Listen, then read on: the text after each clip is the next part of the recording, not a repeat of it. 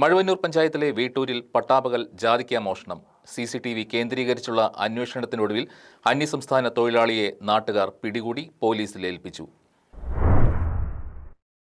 മഴവന്നൂർ പഞ്ചായത്തിലെ വീട്ടൂരിൽ വെള്ളലായിക്കുടി ഓനച്ചന്റെ വീട്ടിലെ വരാന്തയിൽ വിൽപ്പനയ്ക്കായി സൂക്ഷിച്ചിരുന്ന ഏകദേശം 20 കിലോഗ്രാം ജാതിക്കയാണ് മോഷണം പോയത്. മെയിൻ റോഡരികിലുള്ള വീടായതിനാൽ സംഭവം നടന്ന സമയത്ത് വീട്ടുകാർ വീട്ടിലുണ്ടായിരുന്നു. വീട്ടിലെ CCTV ദൃശ്യങ്ങളിൽ 2 പേർ റോഡിൽ നിന്നും വീട്ടിലേക്ക് പ്രവേശിക്കുന്നതും തുടർന്ന് ജാതിക്ക ബാഗിൽ നിറച്ചുകൊണ്ടുപോകുന്നതും വ്യക്തമായി പതിഞ്ഞിട്ടുണ്ട്. സംഭവത്തെ തുടർന്ന് നടത്തിയ അന്വേഷണത്തിനിടെ CCTV ദൃശ്യങ്ങൾ സമൂഹമാധ്യമങ്ങളിൽ വ്യാപകമായി പ്രചരിച്ചു.